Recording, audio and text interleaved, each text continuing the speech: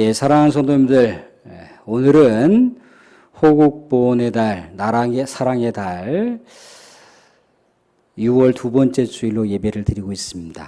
또 교회 현장에서 예배를 드리시는 분들이나 또 유튜브 실시간 예배를 통해서 예배 드리시는 분들이나 모든 분들 우리 주님의 이름으로 사랑하고 환영합니다. 예, 오늘은 두 가지 인사를 좀 나누기를 원합니다. 더위 잘 이겨내십시다. 더위 잘 이겨내십시다. 힘들어도 주님 손 꼭 붙잡고 가십시다. 힘들어도 주님 손 꼭 잡고 가십시다. 예, 사랑하는 성도님들, 우리 사랑하는 성도님들 개인적으로나 또 가정적으로나 또 직장으로나 또 만나는 많은 또 관계하는 사람으로나 이런저런 크고 작은 문제들이 아마 있을 겁니다. 근데 우리는 이 문제라고 했을 때 그 문제의 기준점이 어디에 있는 거죠? 왜 이것을 문제라고 우리가 생각하는 그 기준점이 무엇인가요? 아마도 내가 소망하고 내가 원하고 내가 간절히 기도를 했는데 또 무엇인가를 노력을 했는데 해결이 되지 않고 뭔가 풀려지지 않고 뭔가 응답이 없을 때 그거를 문제라고 그렇게 생각을 한다는 겁니다. 또 문제가 아니라고 문제가 없다라고 했을 때 또 기준점은 뭔가요? 내가 간절히 원하고 또 소망하고 기도하고 뭔가 노력을 했는데 문제가 해결됐습니다. 또한 응답을 받았습니다. 그러면 문제가 없다. 문제가 해결되었다라고 우리는 그렇게 생각할 수가 있다는 겁니다. 그런데 과연 우리가 이 세상을 살아가면서 문제없는 그런 삶을 살 수 있을까요? 우리 주님께서 우리에게 감당할 만한 시험을 믿음의 사람들에게 남겨놓았다라고 말씀하셨습니다. 그러니까 뭔가 감당할 만한 어떤 숙제들, 문제들을 우리의 삶의 언저리에 남겨놓으셨다는 거죠. 주님의 관점으로 생각해 보게 되면 문제는 항상 우리의 삶에 동반한다는 거예요. 그림자처럼 따라다닌다는 겁니다. 문제가 없는 삶을 살려면 어떻게 하면 되나요? 천국에 가면 되는 거죠. 이 세상 사는 동안은 이 세상에 주님께서 남겨놓은 시험이 있고 남겨놓은 숙제가 있다라고 하는 것으로 봐서 이 세상을 사는 동안 우리는 문제와 함께 살아간다는 겁니다. 그런데 주님께서 감당할 만한 시험, 감당할 만한 문제를 남겨놓으셨다라고 하는 건 어떤 존재가 있는 건가요? 우리 주님께서 함께 풀어주신다는 거죠. 그 문제와 그 숙제와 그 어려움들을 풀어주신다라고 약속이 전제되어 있다는 겁니다. 사랑하는 성도님들, 우리 사랑하는 자녀들을 이렇게 키워보시면 알지만 사랑하는 자녀들이 뭔가 자기에 꼭 맞는 무엇인가를 부모에게 요구할 때 부모는 좋은 것으로 이렇게 해주기를 원한다는 겁니다. 우리 예수님께서 비유의 말씀으로 무슨 말씀을 주셨습니까? 사랑하는 자녀가 사랑하는 부모에게 떡을 달라고 하는데 돌덩이를 줄 부모가 어디 있겠느냐. 사랑하는 자녀가 생선을 달라고 요청을 하는데 뱀이나 전갈을 줄 부모가 어디 있겠느냐라고 하는 비유의 말씀을 주세요. 그 얘기는 뭐냐면 좋은 것으로 주기를 원하는 것이 부모라는 거죠. 하물며 주님은 어떻겠습니까? 더 좋고 더 괜찮고 더 근사한 것으로 주시기를 원하시는 것이 주님이라는 거예요. 근데 주님은요, 우리가 간절히 원하고 또 소망하고 기도하고 그랬을 때 응답을 주시잖아요. 해결을 주실 때 그저 기계적으로 주시지 않는다는 겁니다. 뭔가 도구적인 기능자로 전락을 해서 그 문제를 풀어주시지 않는다는 거예요. 항상 문제를 주시거나 또 뭔가 어려운 일들을 주실 때 해답을 남겨놓으시지만 해답을 주시거나 응답을 하실 때 어떻게 항상 주님이 어떠한 존재인지를 알게 하신다는 거예요. 왜? 주님은 전인격적인 존재이시기 때문에 우리에게 문제를 남겨놓았다는 것은 우리들과 함께 문제를 풀어가면서 주님이 내 생의 주관자구나, 내 인생의 주인이구나 라고 하는 것을 깨닫도록 하신다는 거예요. 사랑하는 성도님들, 믿음이라고 하는 것이 뭔가요? 믿음이라고 하는 게. 믿음이라고 했을 때 우리는 잘못하면 이렇게 치우친 그런 믿음을 가질 수가 있습니다. 나는 그래도 우리 주님 믿음의 백성입니다. 믿음의 아들, 딸들입니다. 그렇기에 믿지 않는 사람들보다 더 많은 복을 누려야 되는 것이 당연한 것 아니겠습니까? 라고 우리가 생각할 수가 있다는 거예요. 물론 하나님은 우리가 생각하는 복은 아니지만 더 광대하고 광활한 축복을 주시는 분이세요. 그런데 우리는 통상 내가 원하는 어떤 답, 내가 원하는 문제 해결의 요소를 가지고 우리 주님께 집착을 하며 고집을 피운다는 거예요. 우리 주님은 뭔가 우리에게 쓴 약을 응답해 주시길 원하거든요. 쓴 약을 먹어야만 몸이 회복될 수 있다라고 하는 해결의 실마리를 갖고 계신 분이잖아요. 그죠? 그렇게 사랑하는 자녀야 쓴 약을 먹어야 된다. 쓴 약을 먹어야지 몸이 빨리 나을 수가 있어. 쓴 약이 잠시는 고통이 있고 잠시는 힘들지만 그 쓴 약을 삼키면 몸으로 다 체화돼서 너가 더 몸을 빨리 나을 수 있단다 라고 하는 것이 주님의 광대한 마음이라는 겁니다. 그런데 우리는 쓴 약이 싫거든요. 우리는 달콤한 약이 좋거든요. 부드러운 약이 좋거든요. 주님 쓴 약 말고요. 단약을 주셔야죠. 부드러운 약을 주셔야죠. 내가 원하는 건 그건데 그 응답을 주셔야죠. 라고 할 수가 있다는 거예요. 그런데 단약을 먹고 부드러운 약을 먹으면 회복의 시기가 늦춰진다는 거예요. 빨리 낫지가 않는다는 겁니다. 사랑하는 성도님들, 그렇지만 우리는 또 우리가 응답되지 않을 때, 우리가 원하는 사항이 이루어지지 않을 때 우리는 때로는 낭망하고 때로 좌절한다는 겁니다. 그렇지만 항상 우리 주님께서는 우리들에게 손을 내미신다는 거예요. 손을 내미시고 우리의 손을 잡아주시어서 일으켜 주시기를 원하신다는 거예요. 그래서 이 세상에 눈으로 보이는 것만이 아니라 눈에 보이지 않는 거시적인 것까지 다 누리기를 원하시는 것이 주님의 마음이라는 거예요. 사랑하는 성도님들, 이 무더위 속에 지치고 힘들고 왜 이 문제들이 해결되지 않을까? 왜 응답이 되지 않을까라고 하는 그런 여지들이 우리의 삶의 요소에 남겨져 있다 할지라도 주님께서는 우리의 문제를 풀어주시길 원하시는 분이시고 더 큰 것으로 좋은 것으로 구별하여 주시길 원하신다는 겁니다. 주님께서 여러분들에게 손을 내미실 때 영안의 눈을 크게 뜨셔서 주님 내민 손 잡고 우리가 멋지게 믿음의 백성으로 살아가실 수 있는 은혜가 저와 여러분 가운데 있어지기를 주님으로 축원드립니다. 사랑하는 성도, 오늘은 힘들어도 주님께서 내미신 손 잡고 나아가자라고 하는 주제로 말씀을 나누고자 합니다. 우리가 지난주에 예수님께서 회당에서 사람들과 예배를 드리는 그 도중에 귀신이 어떤 특정한 사람 몸에 들어와서 예배를 방해하고 사람들과 친밀한 교제를 방해하는 것을 봤습니다. 그렇지만 예수님은 거룩한 자, 권세와 능력이 있는 자로서 말씀으로 귀신을 내쫓아 주셨다는 거죠. 그래서 그 사람을 자유케 했습니다. 예배가 온전하게 이루어질 수 있게 했고 또 사람과 사람 사이에 또 친밀한 교제를 나눌 수 있도록 하셨다는 거예요. 예수님은 어떤 분이신가요? 예수님은 메시아죠. 예수님은 눌린 자를 자유케 하고 이 세상 가운데 억압받는 자를 해방시켜 주러 오셨던 분이십니다. 이사야 선지자가 뭐라고 합니까? 이 세상 가운데 억울하게 살아가는 자들, 이 세상 가운데 눌려있는 자들, 이 세상 가운데 포로민으로 살아가는 자들을 자유케 하시기 위해서 오셨다라고 그렇게 예언하셨다는 거예요. 그 예언자, 선지자의 입술을 통해서 등장하게 될 메시아가 누군가요? 예수라는 거예요. 예수. 예수가 그 귀신 들린 사람의 육신적인 문제를 해결해 주셨습니다. 그렇지만 육신적인 문제를 해결해 주실 때 어떻게 남겨놨다라고요?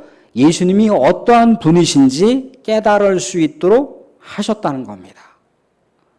예수님은 이 세상 가운데 사탄 마귀의 권세를 무너뜨리기 위해 오셨다는 겁니다. 그렇게 해서 사탄 마귀에 사로잡혀 있는 영혼들을 구원하기 위해 오셨다는 거예요. 사탄 마귀의 권세에 빼앗겨 있는 그 영혼들을, 우리 하나님의 참된 백성들인데 그 참된 백성들을 다시금 찾기 위해서 이 세상 가운데 오셨다는 거예요. 메시아가 그 역할이죠. 메시아는 구원자시고 메시아는 이 세상 가운데 우리 인생의 주인이라고 하는 것을 깨닫도록 하시기 위해서 그렇게 능력과 기사와 이적 행위를 벌이신다는 겁니다. 그냥 단선적으로 이적을 행해서 내가 몸이 나았고 이적을 행해서 뭔가 문제가 해결됐고 그런 차원이 아니라 우리 예수님이 어떠한 분이신지 육신적인 문제만 해결하시는 분이 아니라 영적인 구원까지 주시는 분이라고 하는 것을 알도록 하시기 위해서 이 세상 가운데 메시아로 오셨다는 거예요. 오늘 말씀 가운데 보면은 회당에서 그러한 사건들을 경험하고 나서 이제 사랑하는 제자들이 시몬과 안드레의 집, 시몬이 베드로잖아요. 그죠? 그래서 베드로의 집에 나아가는 장면을 우리가 볼 수가 있습니다.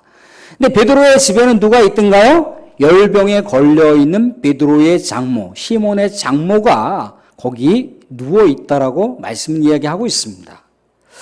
그런데 예수님께서 오늘 말씀 가운데 보시면 알지만 안드레의 집에 들어가시니라고 나와 있어요. 안드레의 집에 들어가시니. 이 들어가시니가 한글 성경에는 그냥 현재어로다가 이렇게 표현되어 있지만 이 원어 성경으로 들어가게 보게 되면 과거형으로 표현되어 있어요. 그러니까 예수님께서 이 시몬의 집에 들어가시기 전에 이미 작정을 하셨다는 겁니다. 어떤 작정을 하셨던 건가요? 베드로의 장모, 시몬의 장모를 치료해 주시겠다라고 마음속으로 작정을 하셨다는 거예요.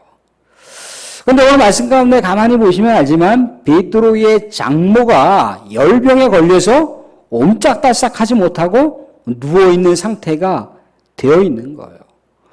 고대 사회에서의 열병이라고 하는 것은요, 뭐 특별한 어떤 특효약이 없음으로 인해서 열병에 걸린다라고 하는 것은 곧 임박한 죽음을 의미하는 겁니다.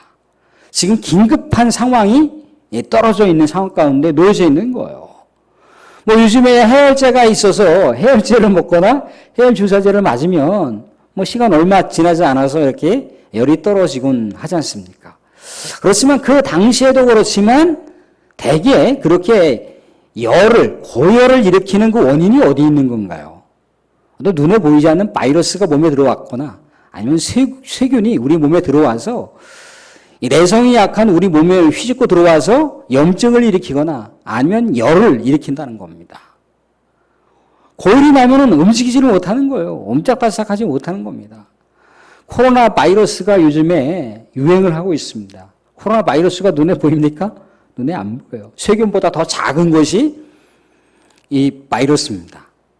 박테리아보다 더 작은 것이 이 바이러스예요. 그러니까 몸에 들어오면 감당이 안 되는 것도 전염을 일으키잖아요. 그죠? 전염을 일으키니까 감당이 안 된다는 거죠. 왜 세계가 팬데믹 이 현상 가운데 공포에 떨고 있었던 이유가 뭔가요? 전염이 되는데 치료약이 없는 거예요. 이걸 방어할 수 있는 항체가 없는 거예요. 그러니까 지금 여전히 이제 뭐 백신 지금 뭐 주사가 접종되고 있지만 그럼에도 불구하고 계속해서 우리가 예방을 하고 주의를 하고 있는 거 아니겠어요? 심지어 백신 접종 받으신 분들도 어때요? 그분들한테도 감염이 일어난다는 거예요. 또 변종 바이러스가 나타나서 이 사람 저 사람 감염을 일으키는 그런 현상이 나타나는 거죠. 지금 그렇게 바이러스가 지구 온통을 다 지금 몸살을 앓게 하고 있잖아요. 그죠? 열이 난다라고 하는 것, 몸을 거동하지 못한다는 것, 폐를 파괴한다는 것, 그렇다는 거예요. 고대 사회에서도 그런 바이러스가 있었고 세균이 있었다는 겁니다. 그러니까 베드로의 장모는 뭔가 주님의 특별한 능력이 아니고서는 지금 죽음이 임박해 있는 상황인 거예요. 이 죽음이 임박해 있는 상황을 예수님께서 아시고 이미 베드로의 집에 들어가시기 전에 치료해 주시기로 다 작정을 하셨다는 겁니다. 그런데 예수님께서 어떻게 치료해 주셨던가요? 베드로의 장모의 손을 잡아서 일으키셨더니 어떻게 됐던가요? 베드로의 장모의 열병이 떠나갔더라라고 기록되어 있다는 겁니다. 떠나갔더라. 이 용어는 전투 용어입니다. 전쟁 용어로 다 기록되어 있어요. 예수님께서 회당에 있었던 귀신을 내쫓으셨지 않습니까? 그죠? 영적 전투입니다. 영적 전투. 귀신과 예수님과의 영적 전투가 이 회당 안에서 이루어진 거예요. 그런데 지금 베드로의 장모가 열병을 앓고 있었다라고 하는 것도 예수님께서 전투를 벌이고 있는 장면을 보고 있는 거예요. 우리가 막 열이 나잖아요. 감기에 걸려 있지 않습니까? 그러면 감기를 나을 때 뭐라고 얘기하던가요? 감기하고 싸워서 이겼다라고 얘기를 한다는 거예요. 적절한 표현이라는 겁니다. 열병에 걸려 있다라고 하는 건 바이러스가 들어와서 이 베드로의 장모의 몸을 파괴하는 거예요. 몸을 다 망가뜨리고 있단 말이죠. 바이러스는 생명체입니다. 비록 나쁜 생명체이긴 하지만 나쁜 생명체가 우리 몸에 들어오면 우리 몸을 다 난도질하고 파괴하고 여기저기 구멍을 내고 염증을 낸다는 거예요. 그래서 우리가 약을 먹을 때 그것을 방어할 수 있는 능력을 키우는 거지 않습니까? 그죠? 때로는 우리가 몸에 이렇게 이상징후가 생겨요. 그래서 이제 병원을 가봅니다. 병원에 가보면 뭐라고 진단이 나오던가요? 암 일기입니다. 좀 조심조심 하셔야 되겠네요. 수술을 하실 수도 있고요. 아니면 또 항암제나 또 항암 약을 또 복용하실 수도 있겠습니다. 라고 이렇게 얘기를 합니다.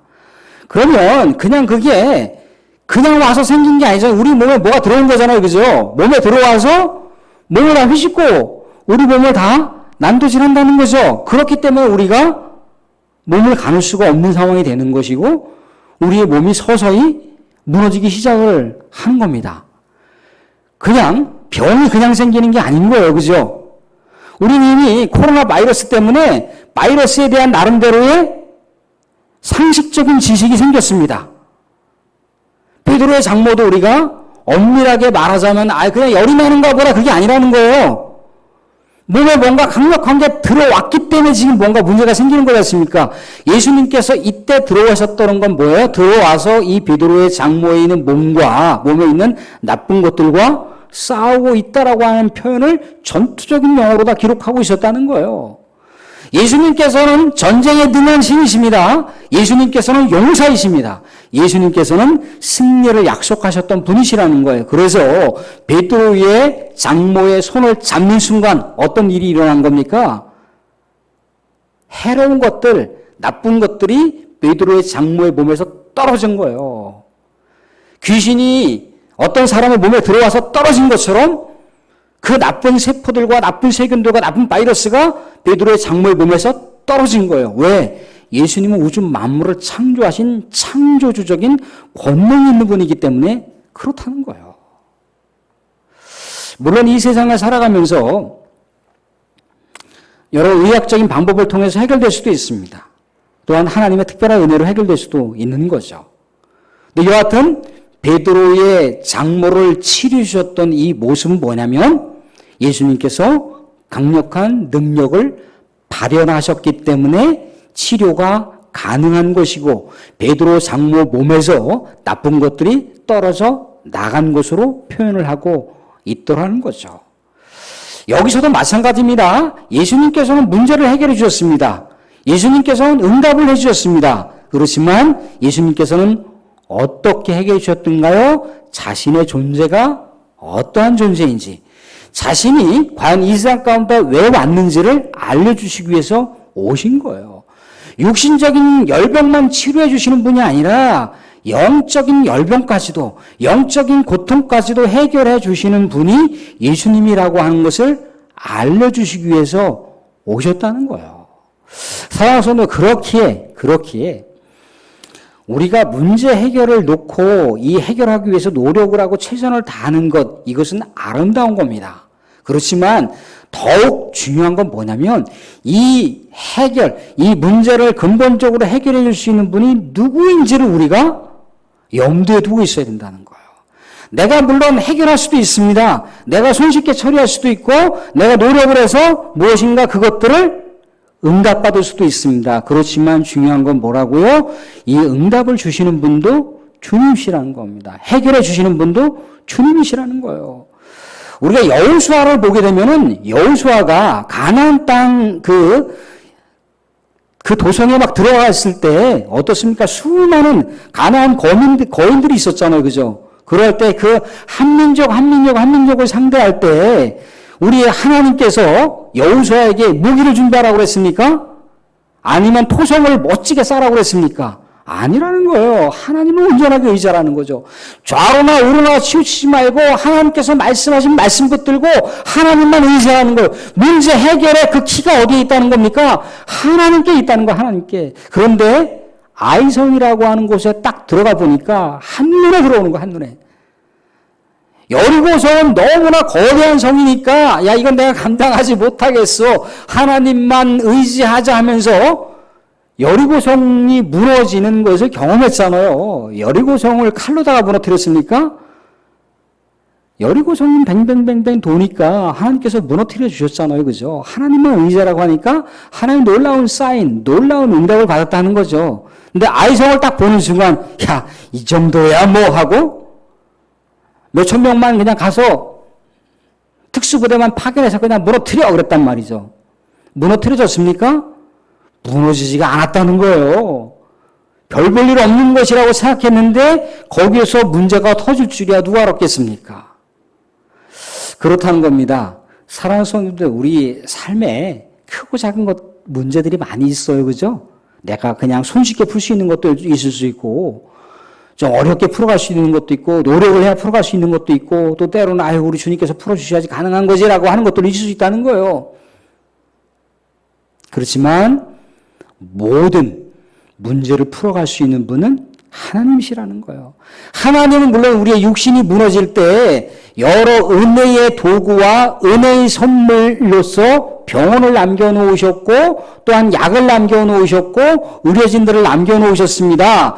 그렇지만 궁극적으로 모든 문제와 우리의 육신의 문제와 우리의 영적인 문제를 해결해 주는 분은 누구라고요?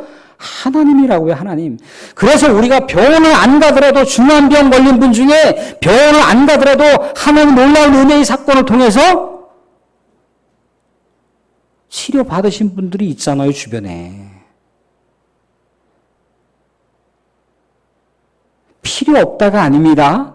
필요 없다가 아니라 그것들도 소중한 가치가 있는 것이고 그 방법을 통해서도 해결될 수가 있지만 궁극적으로 어떻게 하라는 거예요?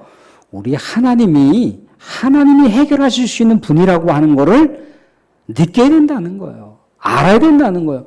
주님께서 우리에게 손을 내미시는데 주님께서 내미신 손은 그냥 저리 쳐버리고 내가 할 수 있어요. 할 수도 있습니다. 그렇지만 산 넘어 산이라는 거예요. 문제는 해결되면 또 다른 문제가 나타난다는 겁니다. 그래서 주님을 바라보라. 주님이 내민 손을 바라보라. 그 손 잡고 가자라고 주님께서는 이야기를 하셨다는 겁니다. 베드로의 장모의 손을 잡아서 일으키는 순간 열병이 베드로의 장모의 몸에서 떨어져 나갔습니다. 그 다음 구절이 어떻게 있던가요? 그 다음 구절 보시면 베드로의 장모가 그들에게 수종들었다는 건 뭐예요? 예수님을 따랐다는 거예요. 예수님을 섬겼다는 얘기입니다. 예수님을 따르기를 원한다는 거예요. 예수님의 존재가 누구인지를 알기를 원하신다는 겁니다. 사랑하는 성도님들, 서두에서 말씀드리기를 나 자신에게나 아니면 우리 가정에게나 또 내가 몸담고 일하고 있는 삶의 터전 안에서나 수만 가지의 문제가 있을 수 있고 크고 작은 문제가 우리 앞에 있을 수 있습니다. 우리 주님께서는 문제를 남겨놓으셨어요. 시험을 남겨놓으셨습니다. 시험이 우리의 동반자가 되도록 남겨놓으셨다는 거예요. 그렇지만 시험과 문제를 해결해 주실 수 있는 해답의 키를 누가 갖고 계시다고 하고 있습니까? 주님께서 갖고 계시다고 하고 있습니다. 주님께서 내미신 손을 여러분들 앞에 이렇게 놓여 있을 때 영적인 눈을 커다랗게 뜨셔서 그 손 잡고 여러분들의 인생의 전길 우리 주님과 더불어서 멋지게 문제를 풀어가시고 멋지게 응답을 받으시고 우리 주님의 믿음의 백성으로 멋지게 분투할 수 있는 인생의 전길 그렇게 살아가실 수 있기를 주님으로 축원드립니다. 주님의 승리자 주님과 손을 잡으셔서 여러분들의 인생을 승리롭게 장식할 수 있는 인생의 여정길 멋지게 살아가실 수 있기를 주님으로 축원드립니다.